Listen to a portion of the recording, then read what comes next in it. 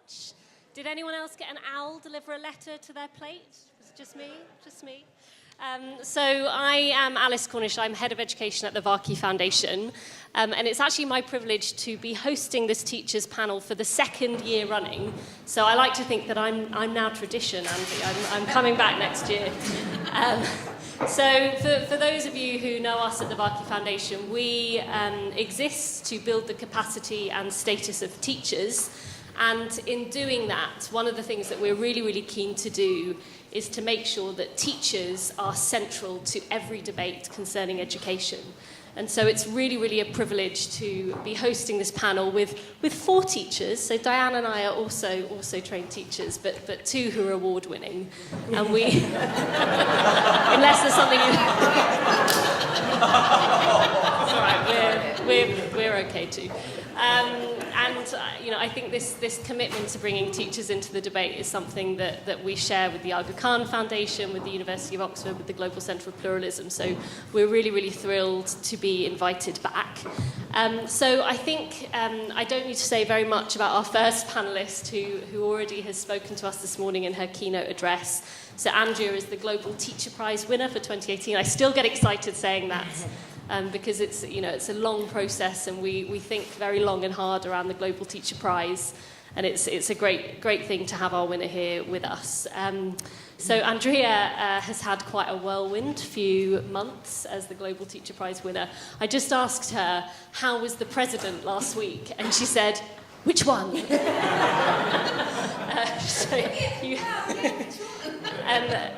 It's not only about going and meeting dignitaries and VIPs, but actually making a real difference to policy. And I think, in the UK, we saw a significant policy announcement just a few weeks after Andria was awarded the prize, with the government announcing a massive surge of funding to arts education. We like to think that was largely due to the messages that Andria is putting out there. And what I loved about it is that Andria was invited to be on the news the next day, and the first thing she said, well, it's not good enough, and they haven't thought about this, we want more, but it's amazing to see that difference. So I'm also here with Mike Soskil. Mike is a multi-award winner. I think at the moment he's the Pennsylvania State Teacher of the Year. He's been the recipient of the President's Award for Maths Teaching was that 2012? He has been a Global Teacher Prize finalist with us, so I like to think that we found him first, but I don't think that's quite true. He was a top 10 finalist in 2016. He teaches in Pennsylvania in a very different context to Andria, so I'm really looking forward to exploring that in a little bit more detail with him. He also is co-author, very busy people, these teachers, co-author of a book with 5 other Global Teacher Prize finalists, teaching in the 4th Industrial Revolution. We're claiming the 4th Industrial Revolution for this context. I know there was some discussion about that this morning, but this is amazing. It's an education bestseller, and you can get it in all good bookstores. So last but not least, I'm really, really delighted that Diane Robinson from Teach for All is joining us on this panel. She's Global Special Projects Lead and began her career as a teacher in Los Angeles through the Teach for America program. I did Teach First as well, so we have that in common. And since then, she has taken leading senior leadership roles in NGOs in the US and internationally, working for the KIP Foundation, Teach for America, the Global Nomads Group, and is now leading on special projects at Teach for All. She has a real interest in how to grow the Teach for All network, particularly in sub-Saharan Africa, and also the ability to develop teachers to become more globally informed. So I think it's an incredible mixture of people and experiences on this panel. I should probably say as well that we were hoping that there would be a 5th person on this panel, Andrews Nchesi, who's a Global Teacher Prize finalist from Malawi. Unfortunately, we won't be able to get his visa in time. But he works really closely with Mike, actually. They collaborate a lot on lots of global competence projects. So we feel like he's here in spirit. So just wanted to sort of acknowledge Andrew's here, who so wants to be here. Right, so I wanted to frame this discussion. If people will kind of excuse me, I wanted to take a few more minutes just to frame this discussion a little bit more. I wanted to start with some work that the Varkey Foundation Teachers Alliance has done around the qualities of effective teaching of children who face disadvantage. Now, we at the Varkey Foundation, we run the Global Education and Skills Forum every year, so we bring together delegates who have an interest in teachers, but actually in broader education themes. And from that forum has come a number of different alliances that have convened around key topics. And one of the topics, unsurprisingly, is teachers. So we were really lucky to have some of the world's leading voices in teacher development, in the role of teachers, come together and decide that they wanted to investigate a little bit more some of the characteristics of the Varkey Teacher Ambassadors, which is what we call the Global Teacher Prize finalists from the last 4 years. Now, I should caveat this report and say, so firstly, the sample of people who were interviewed for this report was taken from our Global Teacher Prize finalists. So it's not a perfect sample. It's not representative of teachers globally. But what they did was that they interviewed, they polled teachers who had been finalists for the Global Teacher Prize to try and identify some of the kind of common characteristics, some of the things that seem to be effective when teaching children across the world who face disadvantage. So the second thing I suppose to say is that I'm kind of rather simplistically conflating the idea of uncertainty and disadvantage. I think, in this discussion, it's probably a fairly good proxy to have a good conversation about the sorts of characteristics that you might see amongst teachers who work with students who are facing uncertainty, whether it's economic uncertainty, whether it's political uncertainty, whether it's cultural uncertainty. So you can see some of the people who are involved in the report. So they really are representative of the world, representative of a number of different institutions and people who work in this space in different places. And some of the findings, I have to confess I forgot to bring my glasses today, so I thought I'd better put this up so you can see it, even if I can't read it. But some of the key things that came from the findings were that participants who were particularly effective working being effective working with children who are disadvantaged, they were most often the sorts of people who just had a deep, unwavering belief in the ability to change lives through education. And that was the sort of one thing that was true with everyone surveyed. And I think, sort of beyond that, they saw certain things around, the sorts of challenges that people had. So, poverty came out, socio-emotional needs came out, the challenge of having rigid curricula, the challenge of infrastructure and resources, politics, fixed mindsets, etc. In terms of the needs of those students, the sort of top thing that really came out was socio-emotional needs. So I was really, really interested in the discussion this morning around what that looks like. Positive adult role models, again, sort of having adults in the classroom who could be a role model to young people and show them what was possible. And it's something that Diane and I have spoken about a lot around, the importance of having people in your classroom as teachers, as role models, who look like you and who represent the community that you're from. That was really, really powerful. There was a lot of focus on the fact that the sector is not yet doing enough to support teachers. The need for increased investment in things like teacher education, I think we'll get into a lot of that. The need for practical training, so a real need for teacher education to be rooted in practical examples, modelling, and things that a teacher can take into their classroom the next day, and that's something that we're thinking quite a lot about. I think the last sort of really significant thing, and I think it plays to all of these other things, is that idea of kind of neuroplasticity. I remember I was talking to a researcher the other day, and I asked him, what would be the one thing, if you put everything aside and you wanted one thing to focus on in teacher education? He said mindset. And, that belief that children can succeed and can do well, and that idea of neuroplasticity. So I think there were some quite interesting findings. I just wanted to use that to frame this conversation. I know Mike was involved in this research. But without further ado, I'd like to sort of hear more about, the particular context that you were working in, and actually sort of whether these things ring true, what we can learn from them, what some of the policy implications are as well. So Mike, perhaps I could start with you, because I think, we've heard a lot about Andria's context this morning. I think it might be quite helpful just to hear about your context and the uncertainty that your students face and that you're working amidst every day. Hi, everyone. I know, after lunch is always a tough speaking time slot because, everyone wants to kind of, have that turkey coma that comes afterwards and brings you down, and, the tryptophan. I teach in a very rural area of northeastern Pennsylvania, a small town of about 2,000 people. About 60% of our students live below the poverty line. And, obviously those economic stresses that are on kids manifest themselves in the classroom. So there's a level of uncertainty that comes from the economics. But there's also a set of challenges that come from kids growing up in a rural area at a time when things are becoming more and more urbanized. And challenges for us as educators to make sure that kids are prepared for the world that we're sending them out into. There is not a whole lot of diversity in my town. About 96% of our students are Caucasian. And so bringing in experiences for them that allow them to see the world the way that I did growing up in Long Island, in New York, in a very diverse community, is something that has always been important to me as a teacher. I have to confess, for the first 10 years of my career, I was really, really good at being a mediocre teacher. All of my kids sat in rows. If you walked into my classroom, you'd think they were on task and doing what they were supposed to.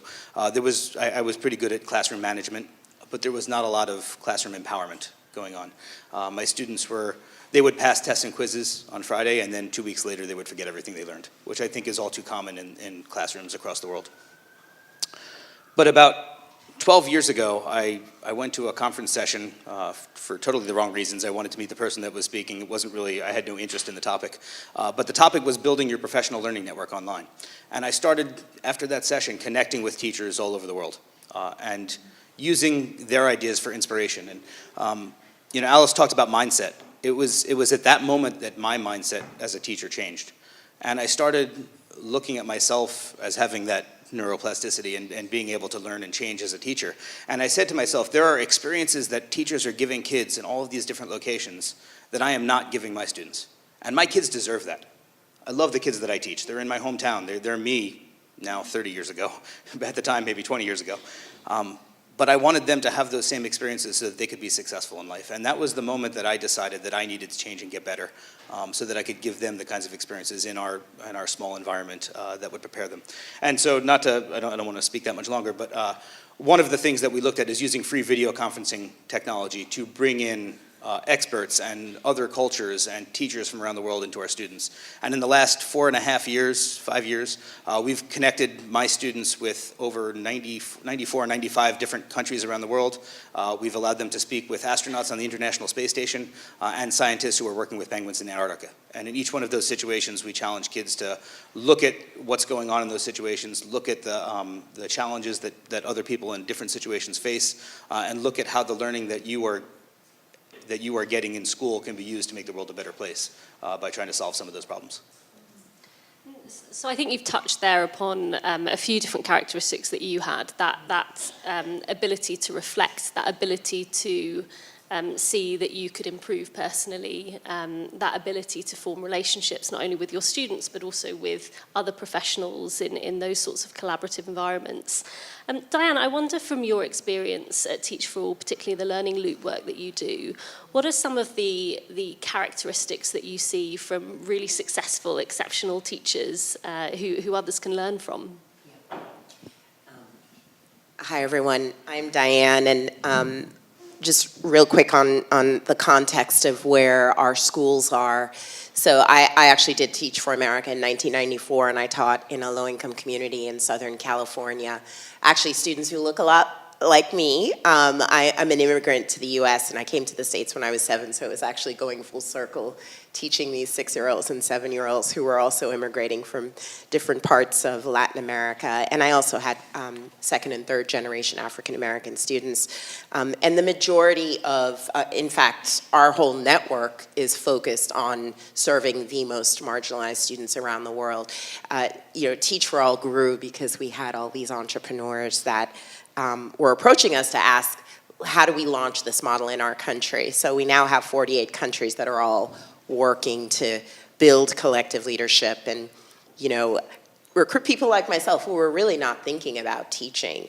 And over the years, and actually my colleague Steve Farr is here, and this is what he does at the Global Learning Lab at Teach for All. So if you want to find him, he can go deep with you on the characteristics of high-performing teachers. We've learned a great deal about what it takes to actually be successful as a teacher in a low-income community. And, we view it as a continuum.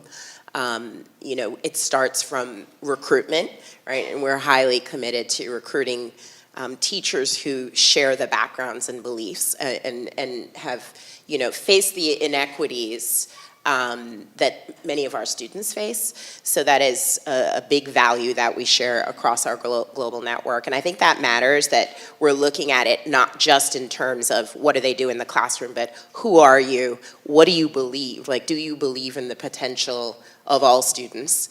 And, training them well and developing them well over time. I think Andria spoke to that. And, we're really looking for people who are going to, stay in the classroom, and others who like yourself and like me, who are going to, go tackle this from other parts of the sector, because we need advocates for our kids and our communities everywhere.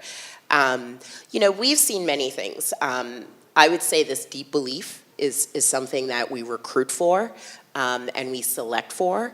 And, when it comes to actual similarities, Stephen speaks a lot about this. Like, we'll actually see a teacher in Brooklyn, New York, where I grew up, have more in common with a teacher in Delhi, India, sometimes, than a teacher that they're next door to. And, we have come to see that, we talk a lot at Teach for All about having contextualized visions for our students. And these visions, we were having a conversation in one of the roundtables earlier, are both locally rooted and globally informed. And by that meaning, the aspirations that students, their families, the communities have for them matters in what the teacher is trying to accomplish, but they're also looking at what is happening around the world. What is it going to take for students to be able to thrive in this changing and very interconnected world? What does it take for our kids to be global citizens, right? And to actually help us create a more inclusive and peaceful society. And then lastly, learning from each other. We have this global network that allows our whole network at every level, including the teachers, to learn from each other.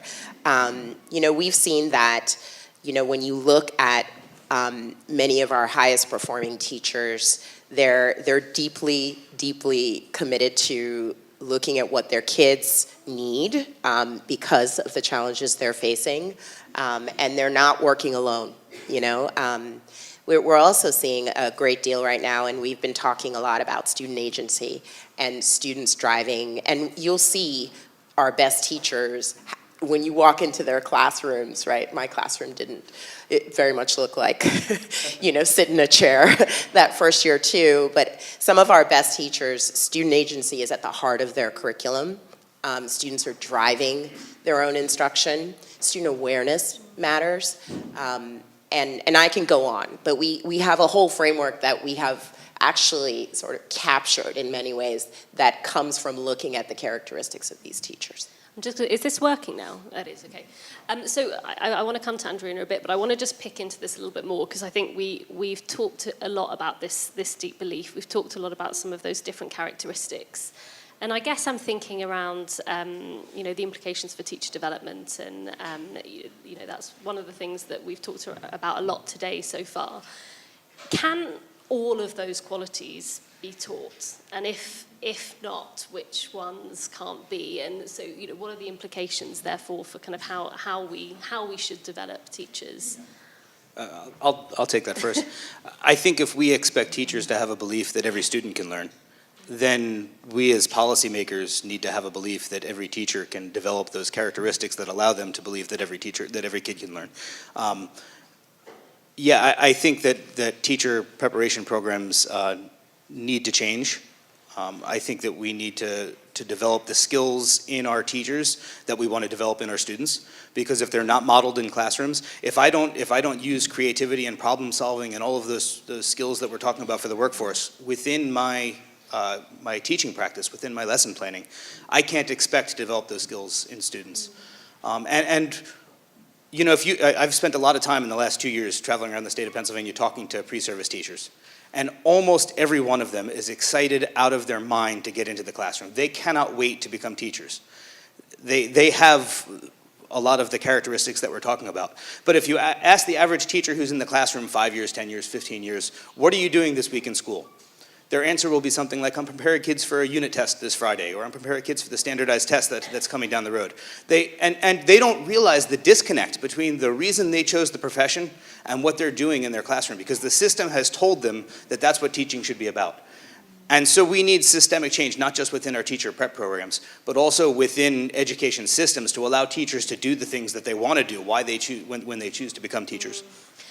And Andrea, I think that links really nicely to you know, what we were hearing about earlier about that extra mile that you've gone. You know, learning the basics of 35 languages, making home visits, all that kind of stuff. How does that play into your approach to professional development? Because I know that that's something that you're really hot on in your school, and your school is really recognised. Super hot. So hot.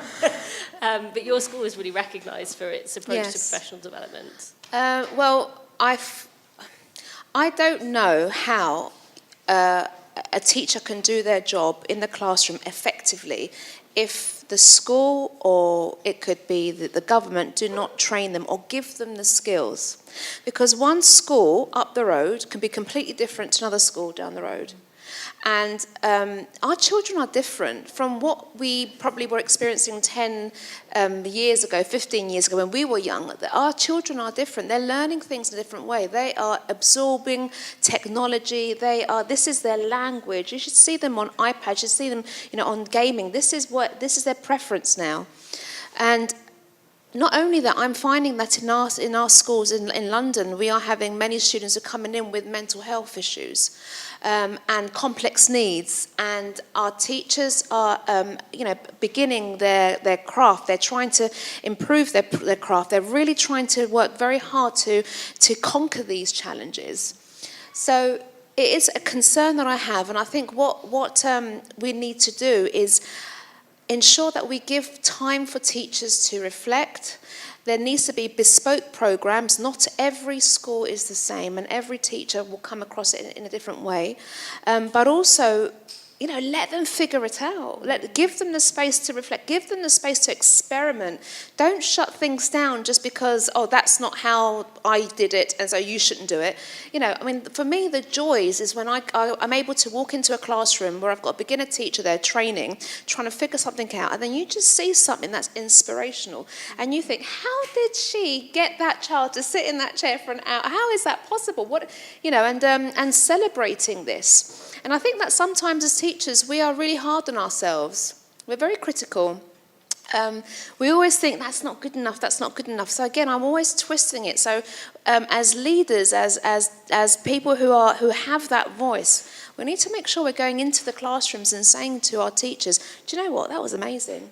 That was brilliant. And the way you assess, do you realise that you assessed that child without even thinking about it? Do you realise that child was making progress? Because do you realise? So I think it's just making people aware of exactly how they are performing and what they are doing.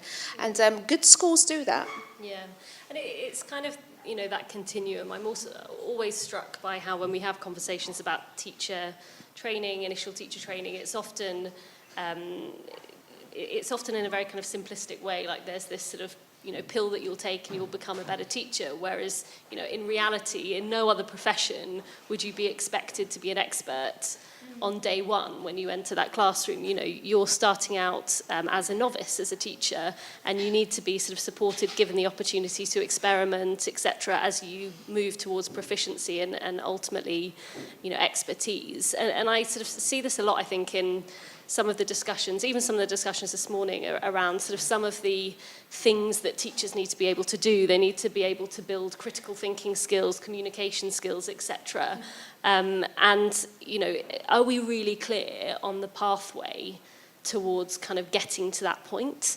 And, you know, the building blocks that you need, what are the kind of things that you need to have in place in order for a child to be able to do that? And maybe on the kind of critical thinking skill in particular, because we were having a conversation over lunch about this, you know, maybe just sort of hearing from your different contexts about, you know, how have you developed those sorts of skills and what does that look like? Yeah, I mean, I can start. I mean, we actually had a roundtable discussion about this earlier. So, you know, we're very focused on this whole idea of broader outcomes, which I think really speaks to preparing kids in a much more holistic way for the world that they're inheriting in the future. And it's really interesting, having grown up in like my very first school was, you know, a Catholic school. It's like, do as you're told or you get hit in the hand with a ruler. And then I went to like a very rigid, like structured New York City, good old public schools that put me on track actually, you know, to college. And I got to this college where all these kids had gone to like the Exeters and, you know, the Harkness table was their experience. So they had like discussed the classics and, you know, in a Socratic way. And I'm like, what are they doing? Why don't we, you need to repeat the answers. And struggled. Right? And so it's interesting because all of my experiences in some ways like prepared me to be a different kind of learner. And even as a teacher, like when I think about the work that we're trying to do now in terms of global citizenship, I think we're asking a lot of our educators to do work to help kids have experiences that they haven't had, right? And so we're thinking a lot about that now, like both through the learning loop work that Steve does and through the experiences that we're trying to create. You know, we're starting partnerships with United World Colleges, AFS, you name it, like partners out there who are much more experienced at the World Savvy is an organization we're talking to that's actually going deep on, okay, let's give our teachers these global experiences, you know, let's have them have, you know, their classrooms matched in another country. And, you know, having worked at Global Nomads Group, where, you know, we actually had teachers in Kentucky matched to teachers in Jordan, right? And kids having these virtual experiences. It was fascinating to watch the teachers' experiences too, right? So it's, to me, I feel like we have to be doing that in education now because we're asking teachers to do something that, like we're asking them to do something with kids we don't know how to do as adults. So I'm gonna actually tell you a story because I'm a teacher and I do storytelling and that's what we do. So I'm gonna brag on my students a little bit because I love doing that also. So this year, like I mentioned before, we connect with a lot of different places around the world. And Andrews Nishesi, who was supposed to be here on this panel and couldn't be, my students connected with his this year, and it led to some incredible work by both sets of students. So I'm gonna tell you that story. Earlier this school year, we got donated from a community member a homemade hydroponics unit. It was an A-frame, it had a light on top, it had water that pumped through with chemicals to grow food without soil. It was incredible, but from an engineering standpoint, probably poorly designed, which is perfect because being a science teacher, like we use the design process to make things better, so that's great. It was a great learning opportunity for my students, and so they started looking at it and looking at how to make it better. And right around that time that we were starting our work there, we connected with Andria's students. And we had done work on climate change earlier this school year. And Andrew's students told the story to my kids in rural Pennsylvania of how climate change had led to drought, which had led to famine and economic insecurity in his country because it was so agricultural in his part of Malawi. And my students then started digging into the UN Sustainable Development Goals, and they realized that by adapting that hydroponics unit to be an aquaponics unit, to grow food with fish, that they could grow food with 90% less water. And They connected with Andrew's students a couple of times. His students sent over some videos for us to understand the implications. And my kids got to work using 5-gallon spackle buckets and recycled materials to create. They created 18 totally unique, different ways of growing food with fish in groups of 3 or 4, and then drew up blueprints and reports on them that they're then sending to Andrew's students that are going to be replicated in Malawi, so that his schools can grow food with 90% less water. As a science teacher, we checked off a bunch of curriculum boxes. We hit photosynthesis and ecosystems and all of those other things that I was supposed to teach in my 5th grade curriculum. We hit the Pennsylvania engineering standards. We certainly used the design process to look at the designs that they had and find where the failures were and how we could make them better. We hit everything we were supposed to in the curriculum, but we did it in a way that allowed kids to see different perspectives outside of our small little community, and also to understand, a lot of my kids come to school. They live back on a dirt road, and the family car broke down, and their parents lost their job because they can't get to work anymore, and they don't have, because of healthcare issues, they all of these economic problems they're bringing to school, and sometimes they lose hope, and they don't see a way out. But when they do something like this, and when they realize that the learning that's going on in school can be used to help others, they feel a meaning in themselves, a purpose that I never saw in my students before doing this kind of work. And I think that's so important to give kids that purpose, regardless of what situation they're learning in. Andrea, this morning you talked about the power of diversity and, not seeing diversity as a threat and seeing it as an opportunity. And I'm thinking, great words, amazing words, but I'm thinking about, Mike's talking about quite an extreme example of developing global competence in terms of, linking a classroom in Pennsylvania with Malawi. Actually in your school, that kind of cultural interaction is sort of happening in the playgrounds, and there's actually, you can sort of see global competence in a different way. Like, how do you build on that and kind of leverage that in the work that you do? So Phileas Fogg does it in 80 days. I do that in 1 hour. That's my experience. I have the pleasure of sitting in a classroom and for 5 hours, one classroom and another class comes to me. And I have these students and experiences and cultures and countries in front of me that are exciting, that are inspiring, that are bringing information, not just to myself, but to everyone. And this is really fascinating stuff. And I do feel like I'm going on a journey. I don't need my passport for this one, but I am learning, and I'm getting so many experiences. I'm learning about gods, I'm learning about cultures, but I'm not the only one learning, and I think that's the most important thing. You create an environment in your classroom whereby you ensure that you're all invited to learn, all inspired. And the beauty about children is that they don't have prejudice. It's the adults who have it. So it's making sure that is so clear, not just in terms of your classroom etiquette environment, but also from the staff you have. And luckily in my staff, we have a very diverse staff as well. And they are role models for our children. And again, we can go and ask questions, the students can go and ask questions. The playground, as small as it is, you do need a helmet when you're going out for a wander, because you will see cricket balls and footballs flying around, and it is like the UN in my school.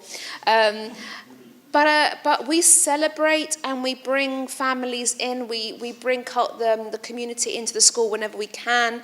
We praise. We have international evenings, and that's really important. Now, to flip it, this is quite extraordinary. We took the kids on a trip. We were invited to take them on a bus tour, on a London sightseeing tour, and they saw Big Ben, and they didn't know what that was. And my school's in London. So again, it's my conflict, my battle is now I need to make sure that my children are experiencing all the cultures and are experimenting and getting on the underground, getting on the buses, visiting London and exploring, not just knowing that whatever we're doing in the school is the only way, but it's making sure their mindsets are also appreciating the global world. And I think that's a challenge whereby, you know, it's scary for parents because, you know, letting your children out in London is not, you know, we're worried, especially not with the school, but it's a necessity. I want to kind of bring it back to, you know, the question of the day around uncertainty. And I think we've sort of heard a lot about what some of those characteristics, what good looks like, you know, what we should be aspiring to move towards with a teaching profession who is empowered, is embracing of diversity, has a really open mindset, you know, has that deep belief in their kids. But we also have, you know, a significant global issue around the ability to recruit teachers. I mean, you know, the UN talks of a 69 million deficit in the numbers of teachers that there are globally. And I think, like, we can't leave that to one side in this discussion. I'd really like to be a little bit more probing here and think, you know, if we know that this is what good looks like, if we know that this is what we need, how do we go about getting the right kinds of people? Yes, we can develop them, but how do we go about getting people who can make this change in their classrooms and communities? I mean, we've been obsessed with this at Teach for All for a couple decades. Well, a decade at Teach for All, our oldest partner, 25 years. But, I mean, you have to go recruit them as rigorously as lawyers and doctors and everyone else gets recruited. I mean, we now have like 58,000 people that have done Teach for All programs in 48 countries around the world. And it's, you know, it's been fascinating to see how our approach has really sort of resonated around the world.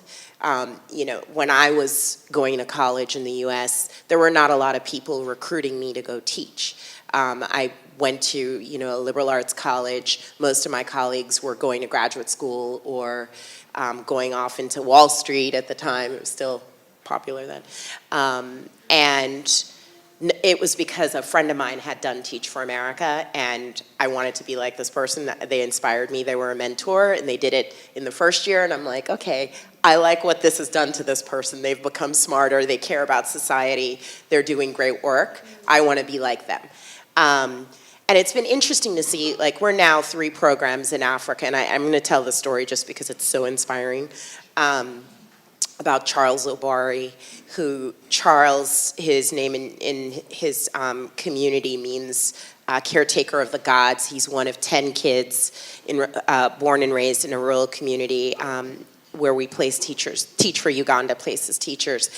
And he learned about school because in his community one day saw a gentleman who dressed in a suit every day riding a bicycle, and he was like, where's this guy going? He was like so unique in the community, and he's like, I'm going to school, and do you want to come? He took Charles to school with him.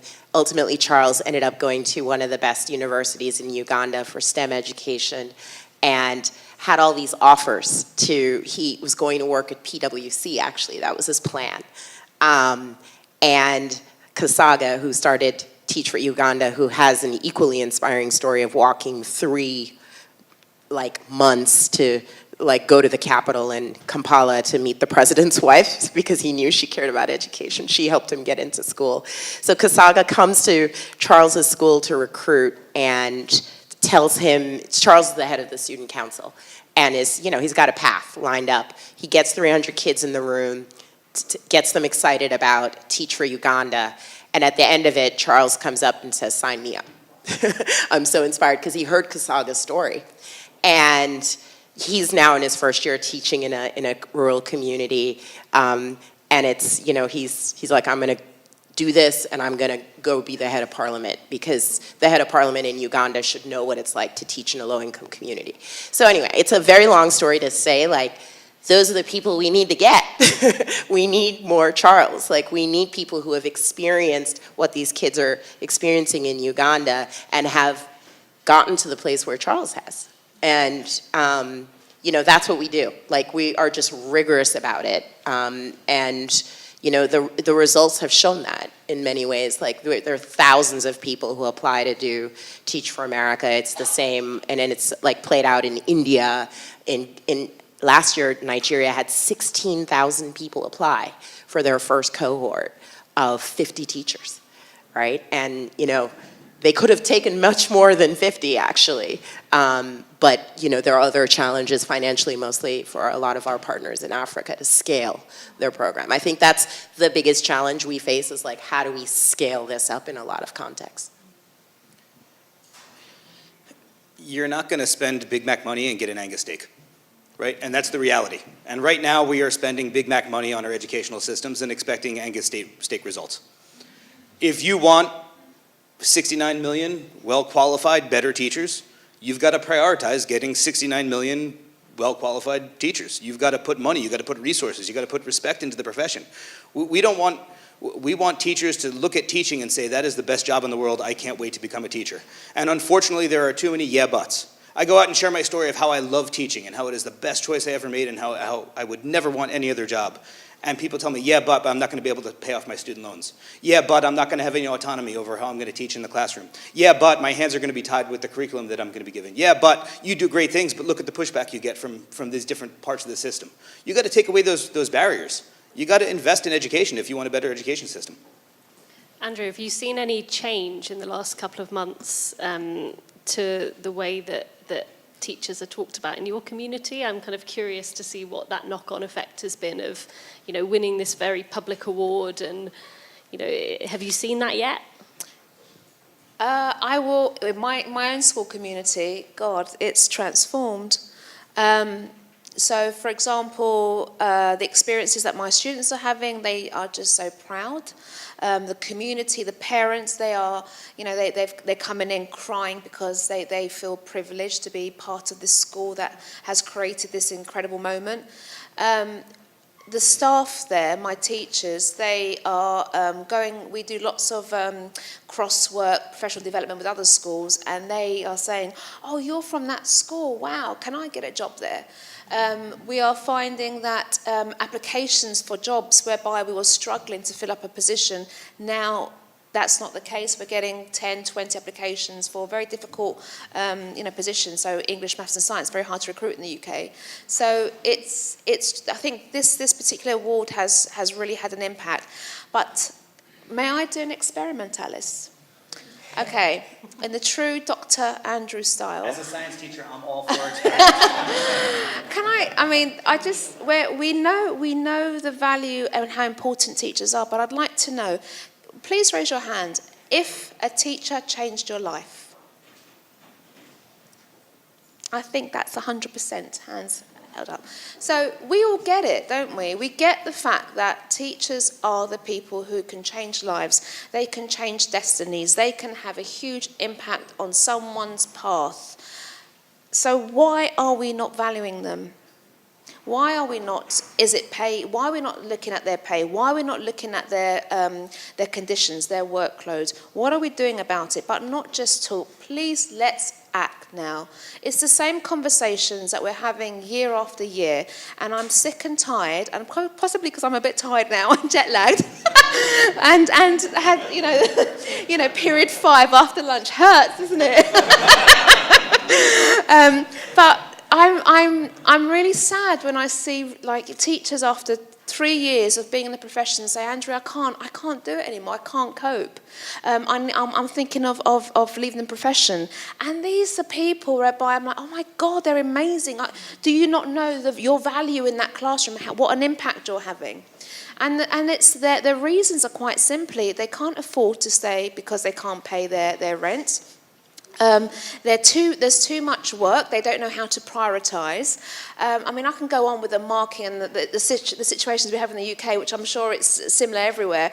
But I think it's about time that ministers, policymakers, people who have got the power to get themselves into a local school, stay there for the whole day, teach a lesson, speak to parents, speak to children, speak to teachers, so that they can understand where we are coming from. Because that number, what was it, 68 million? 59. Sorry, I should know this. 69 million, that will increase if we're not careful. And then we're going to have huge problems. Can I just piggyback on that? Are you angry too? We're going to call it jet lag. one of the things that Andria just touched on at the end, I think is a really important point. And it's important in not just this conversation about how do we get more qualified teachers into the classroom. I think it's an important point when it comes to education policy in general. And that's that we need narratives from the classroom to make their way up to policymakers. And in too many instances, there is no infrastructure in order for that to happen.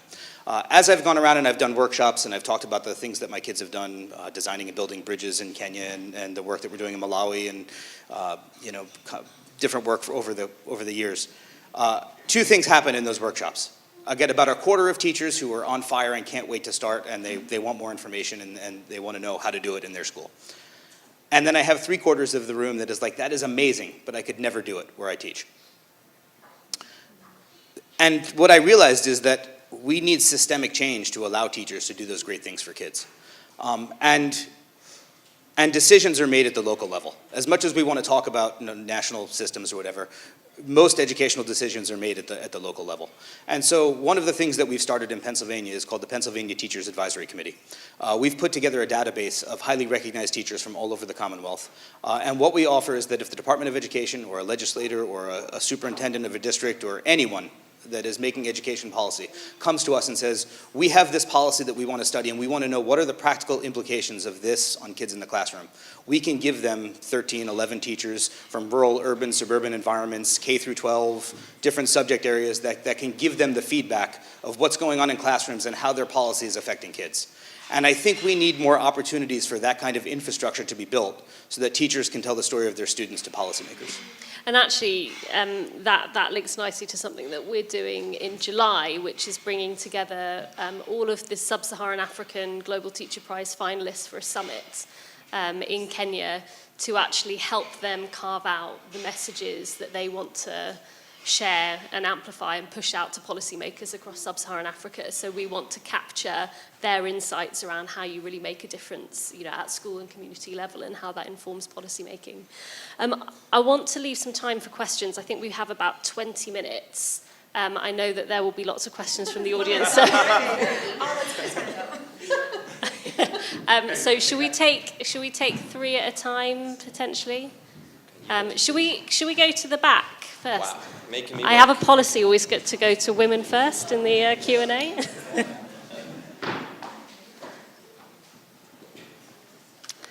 So thank you all for your comments, very interesting. As a former teacher myself, I always love hearing teachers talk at events like this.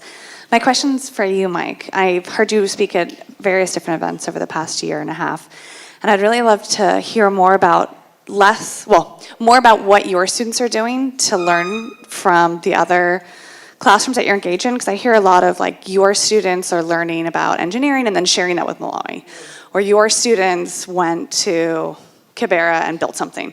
But what opportunities do your students have to actually learn from the resource-lacking contacts and the kind of intercultural exchange that I think is so beneficial? Sometimes as an American, I feel like there's so much of us going out to help people and share, and so I'd just love you to share back of the other way. I know we're taking 3 questions, but I love that question. It's like, Yeah, I'm excited to answer that one. One there and one here, and then we'll go to the next round. Save Andy running around too much. Thank you, and this is not addressed to any one of you in particular, but all 3 of you. The one element we haven't heard about is the role, positive or negative, and I think there are positive examples, of organized professional groups of teachers, teachers' unions that play or can play in what you're talking about. There's a whole chapter on that in this, I would recommend. It's an excellent book, highly recommended. Hi everyone. My question is about disability. You mentioned it once briefly, I think, Andria, when you mentioned complex needs, but I'd just like to hear all of your views on where you see disability. For me, diversity is disability as much as all the other aspects that have been mentioned, but I feel very often it gets missed off. So I just want to see what you are doing on that. What do you think is the best way to support children with disabilities being fully included, and making sure that teachers have the support they need to be able to include children with disabilities in their classes? Thank you. Can we squeeze one more in this round?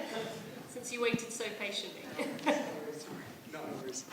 Thank you, guys. So my question is specifically for Diane, since you sort of help lead Teach for All.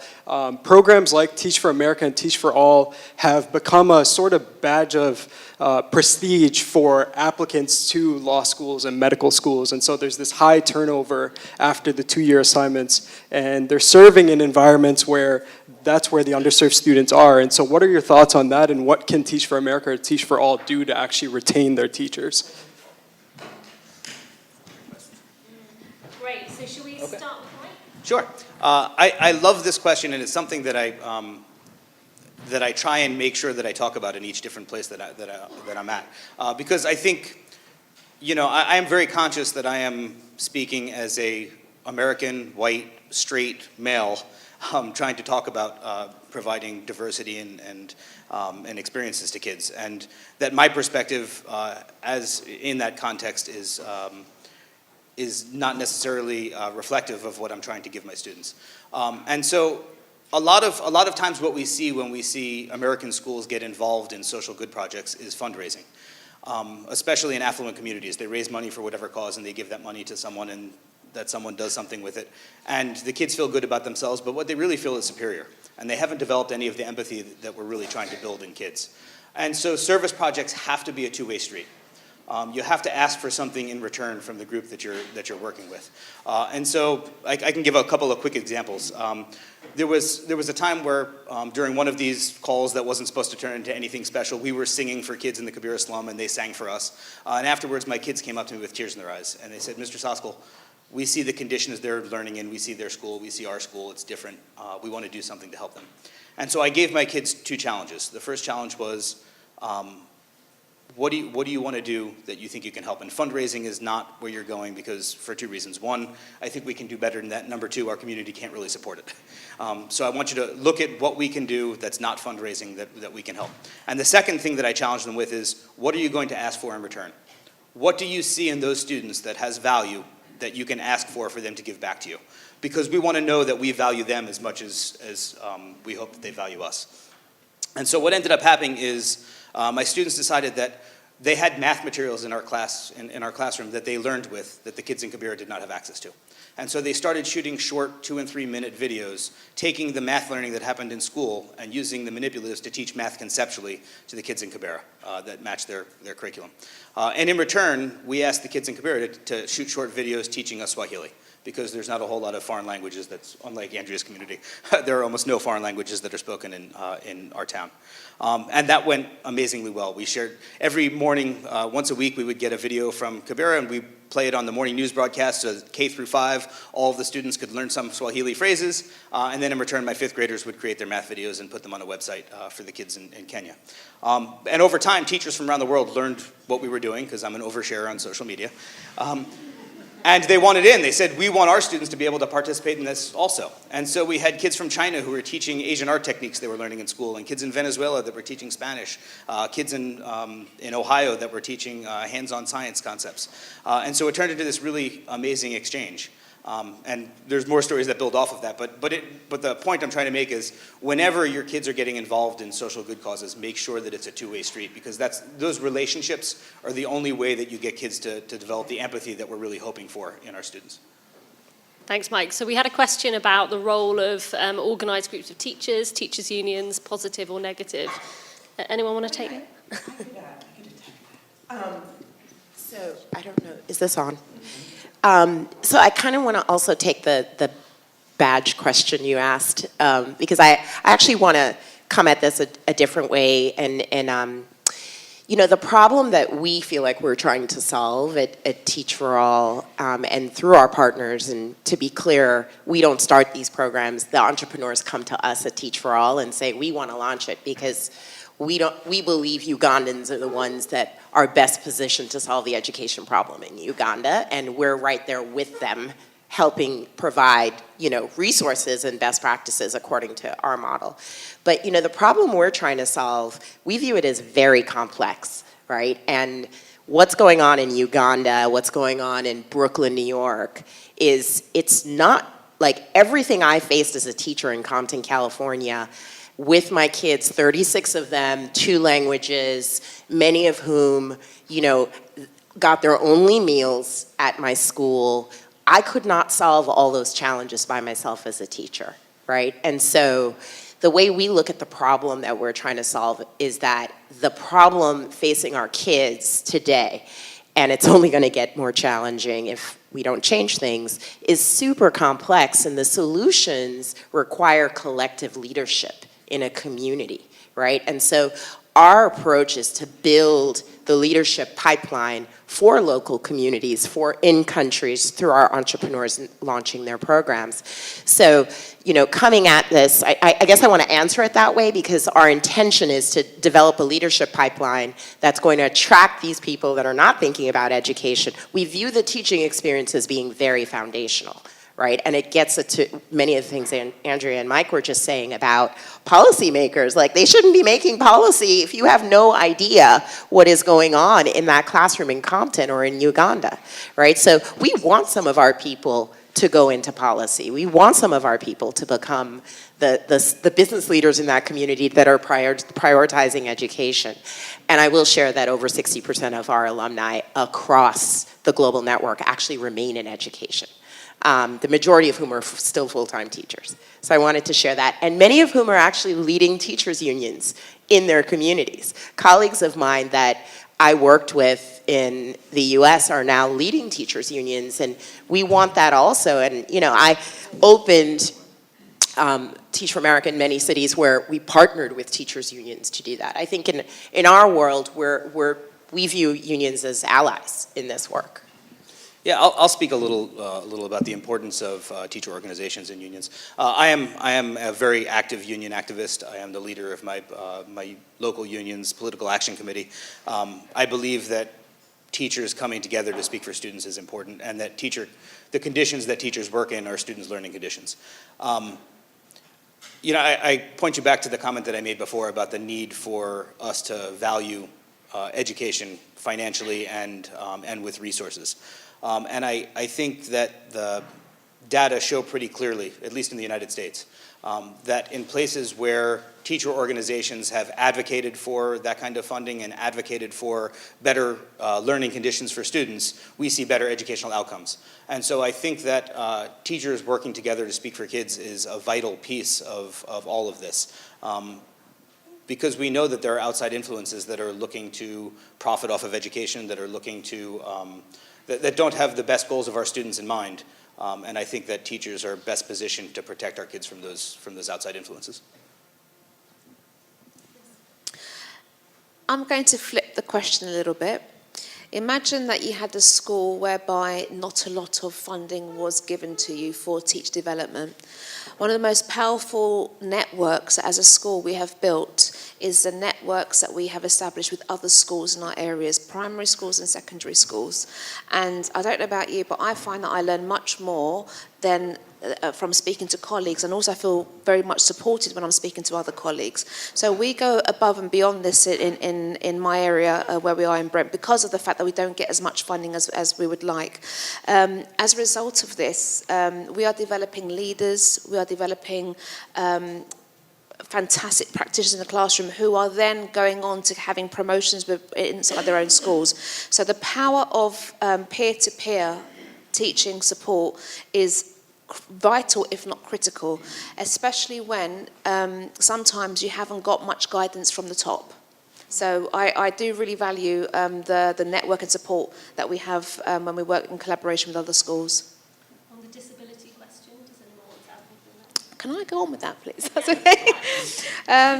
So if I could change anything in the UK in terms of the teacher training program, I would insist that every teacher experience what it would be like to work in a special school or a school with special educational needs for a very long time, not just a 1 day or 2 day. You're going to go in for a month, and you're probably going to go into 2 different schools and cross phase as well. It's so important we need to be, as practitioners, very inclusive, it is a completely different ball game, especially when you're not used to or you've not experienced these particular disabilities before. So I think we need to be mindful and we need to be more aware, and that's what I'm always driving on in my school. And as a result of that, I do bring lots of experienced teachers and practitioners and professionals from the organisation to come in and do lots of PD for my staff, so that they've got everything they need, they've got the skills to be inclusive. So that's where I stand with that. If we think back to the conversation we had earlier about excellent teachers believing that every student can learn, and we lay that over top of the need to make sure that our special needs students are getting what they need. There is a difference as a teacher between putting information out there and expecting kids to learn it, and being very intentional about making sure that every kid in your classroom is learning. And if we do the latter, and we say it, and we take it upon ourselves and say it is our responsibility as teachers to make sure that every kid is learning, and if they're not, we're going to change something for them to make sure that they can. That allows us to give those students what they need in order to be successful. And that's obviously a very complex and nuanced conversation and different for every individual in your classroom. But I think it starts with that mindset that it is my responsibility to make sure that they learn. Can I just sort of add something on the disability point as well? And I think the importance of including sort of support to teachers in both the identification and support of both kind of cognitive and physical disabilities is a very, very important part of teacher training, particularly if you're expecting those teachers to then diagnose in the classroom. And we often see this in our work in Ghana, when teachers are unprepared to do that and yet being expected to diagnose a particular disability, which they don't necessarily have the experience to do. That can actually result in, a lot of stigma in the community. There are lots of kind of cultural implications of, diagnosing something rightly or wrongly that then, has implications on how that community views that child. And so I think it's very, very complex. It's not something that we can omit from teacher education programs, but we also have to do it properly and make sure that people really do have the skills. We are about 3 minutes away from time, so do we have time for maybe one more question, or do we want to wrap up? Maybe if we have one more question. Go ahead and yell it out. We can. Oh no, they want to hear it. Okay. Oh, I'm sorry. It's my classroom.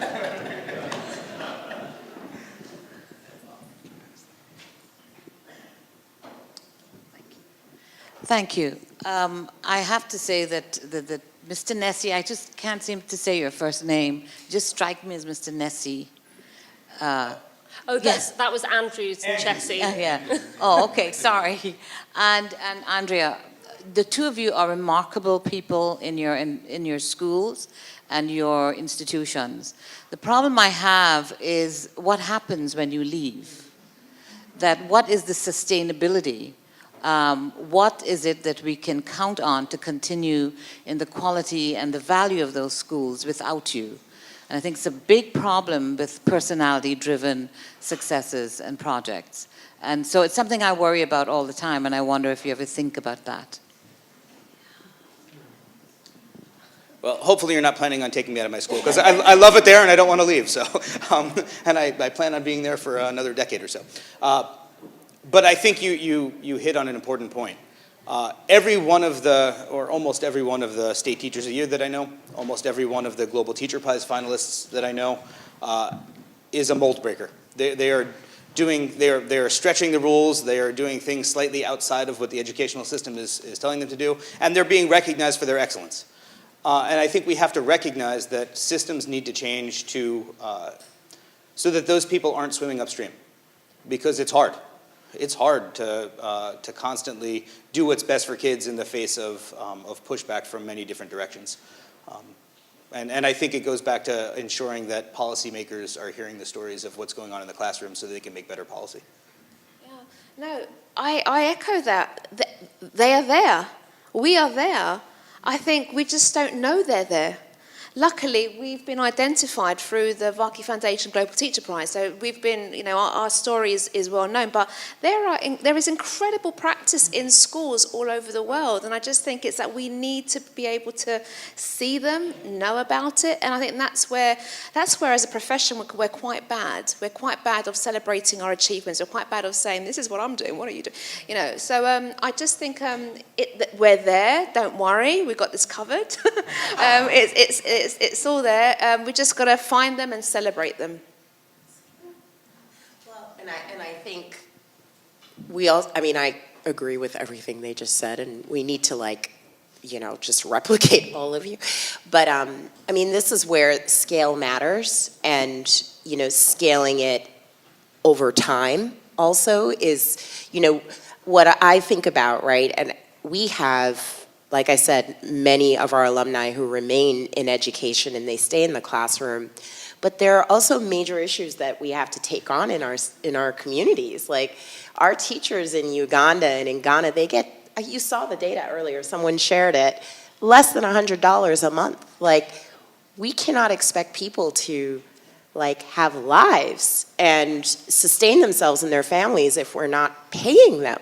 So, and this is not just in sub-Saharan Africa. These are major issues globally. So I do think about this question of like, how do we like keep as many great people in education as possible, but we do also have to take on like the systemic issues that are causing it to remain the way it is, right? So to me, I think it's not just about how do we keep these two individuals, which we should all obsess about doing, but how do we take on the broader problems that are contributing to teachers leaving the profession, feeling burnt out?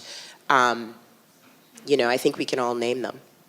Diane, Mike, Andria, thank you so much for sharing today. I'm just going to take, whoa. I like him. I have a plug. Ladies and gentlemen, the 2019 Global Teacher Prize applications have now opened the process. And we really, really need you. You know, we need more people like Mike and Andria being given a voice. We need them from every part of the world. We have 63 countries represented.